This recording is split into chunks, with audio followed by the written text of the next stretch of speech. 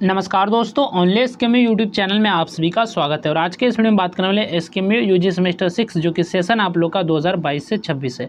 तो आज के इस वीडियो में हम लोग कवर करने वाले मेजर पेपर 14 जो कि आपका सब्जेक्ट है इकोनॉमिक्स। तो इसके हम लोग सेट 1 के बारे में बात करने वाले, जो कि आप कुछ क्वेश्चन आंसर इसमें देंगे तो इसी को हम लोग देखने वाले हैं। तो सबसे पहले आप लोगों को पता होगा क्वेश्चन दो ग्रुप में बनते हैं। ग्रुप ए में आपका वेरी शॉर्ट क्वेश्चन और शॉर्ट क्वेश्चन पूछा जाता है, और ग्रुप बी में आपका लॉन्ग क्वेश्चन पूछा जाता है। तो एग्जाम के लिए आपको तैयार करना है शॉर्ट क्वेश्चन और लॉन्ग क्वेश्चन को जो है अच्छे ढंग से तैयार करना है, क्योंकि इनका वेटेज जो है ज़्यादा होता है, इसलिए जो आपको शॉर्ट क्वेश्चन और लॉन्ग क्वेश्चन को अच्छे से तैयार करना है। तो पहला जो क्वेश्चन है 1 का ए नंबर, जो कि वेरी शॉर्ट क्वेश्चन है, व्हाट इज़ डेमोग्राफी, यानी कि जनांकिकी क्या है। तो जनांकिकी जो वह सामाजिक विज्ञान है जिसमें किसी क्षेत्र की जनसंख्या का वैज्ञानिक अध्ययन किया जाता है। तो इसके अंतर्गत जो जनसंख्या का आकार, संरचना, वितरण, जन्म दर, मृत्यु दर, प्रवास तथा जनसंख्या में होने वाले परिवर्तनों का जो है अध्ययन किया जाता है। और यह जो है जनसंख्या की वर्तमान स्थिति और भविष्य की प्रवृत्तियों को समझने में सहायता करता है। इसके बाद नेक्स्ट आपका क्वेश्चन है व्हाट इज बर्थ रेट, जन्म दर क्या है। तो जन्म दर वह जनांकिकीय माप है जो किसी क्षेत्र में एक वर्ष के दौरान प्रति 1000 जनसंख्या पर होने वाले जीवित जन्मों की संख्या को दर्शाती है। इसका उपयोग जनसंख्या वृद्धि और प्रजनन स्तर का अध्ययन करने के लिए किया जाता है। इसके बाद नेक्स्ट आपका क्वेश्चन है what is a life table, जीवन सारणी क्या है। तो जीवन सारणी एक सांख्यिकीय सारणी है जिसमें किसी जनसंख्या की विभिन्न आयु पर जीवित रहने, मृत्यु होने तथा औसत जीवन प्रत्याशा की जानकारी दी जाती है। इसका उपयोग मृत्यु दर, जीवन प्रत्याशा और जनसंख्या की स्थिति का अध्ययन करने के लिए किया जाता है। इसके बाद नेक्स्ट आपका क्वेश्चन है व्हाट इज पॉपुलेशन सेंसस, यानी कि जनगणना क्या है। तो जनगणना एक सरकारी प्रक्रिया है जिसमें निश्चित समय पर देश की पूरी जनसंख्या से संबंधित जानकारी एकत्र की जाती है। इसमें जनसंख्या की संख्या, आयु, लिंग, शिक्षा, व्यवसाय, वैवाहिक स्थिति तथा अन्य सामाजिक और आर्थिक विवरण दर्ज किए जाते हैं। इसके बाद नेक्स्ट आपका क्वेश्चन है व्हाट इज माइग्रेशन, प्रवास क्या है। तो प्रवास वह प्रक्रिया है जिसमें कोई व्यक्ति या लोगों का समूह जो है रोजगार, शिक्षा, विवाह, व्यापार या अन्य कारणों से अपने अस्थायी निवास स्थान को छोड़कर किसी दूसरे स्थान पर अस्थायी या अस्थायी रूप से रहने के लिए चला जाता है। तो ये आपका जो है प्रवास है। इसके बाद यहाँ से आपका शॉर्ट आंसर टाइप क्वेश्चन से, यानी कि शॉर्ट क्वेश्चन शुरू होते हैं। तो क्वेश्चन नंबर 2 जो कि आपका शॉर्ट क्वेश्चन है explain the components of population growth, जनसंख्या वृद्धि के घटकों की व्याख्या कीजिए। तो जनसंख्या वृद्धि से आशय किसी क्षेत्र की जनसंख्या में एक निश्चित अवधि के दौरान होने वाली बढ़ोतरी या कमी से है। जनसंख्या वृद्धि मुख्य रूप से 3 घटकों पर आधारित होती है। पहला आपका है जन्म दर, यानी कि बर्थ रेट। जन्म दर जो है जनसंख्या वृद्धि का सबसे महत्वपूर्ण घटक है।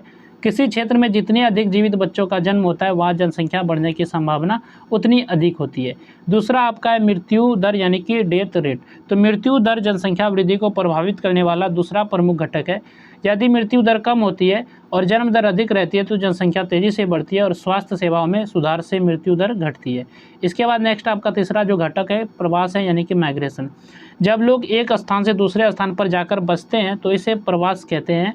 और बाहर से लोगों का आगमन जनसंख्या बढ़ाता है, जबकि लोगों का बाहर जाना जनसंख्या कम करता है। इसलिए प्रवास भी जनसंख्या वृद्धि का महत्वपूर्ण घटक है। और इन तीनों घटकों के संयुक्त प्रभाव से किसी देश या क्षेत्र की जनसंख्या में परिवर्तन होता है।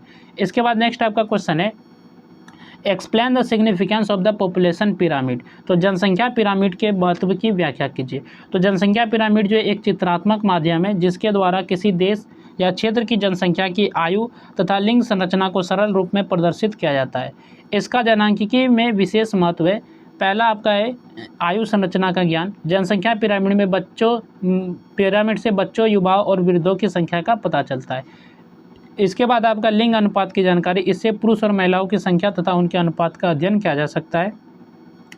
तीसरा आपका है जनसंख्या वृद्धि का अनुमान। पिरामिड का आकार देखकर यह समझा जा सकता है कि जनसंख्या तेजी से बढ़ रही है, स्थिर है या घट रही है। चौथा आपका है विकास योजनाओं में सहायता। सरकार शिक्षा, स्वास्थ्य, रोजगार तथा आवास जैसी योजनाएं बनाने में इसका उपयोग करती है। इसके बाद है भविष्य की जनसंख्या का अनुमान। इसके आधार पर भविष्य में श्रम शक्ति, विद्यालयों, अस्पतालों तथा अन्य सुविधाओं की आवश्यकता का अनुमान लगाया जा सकता है। इसके बाद आपका विभिन्न देशों की तुलना। अलग अलग देशों की जनसंख्या संरचना की तुलना करने में भी जनसंख्या पिरामिड उपयोग होता है। इसके बाद यहाँ से आपका ग्रुप बी शुरू होता है जिसमें कि लॉन्ग आंसर टाइप क्वेश्चन यानी कि लॉन्ग क्वेश्चन है।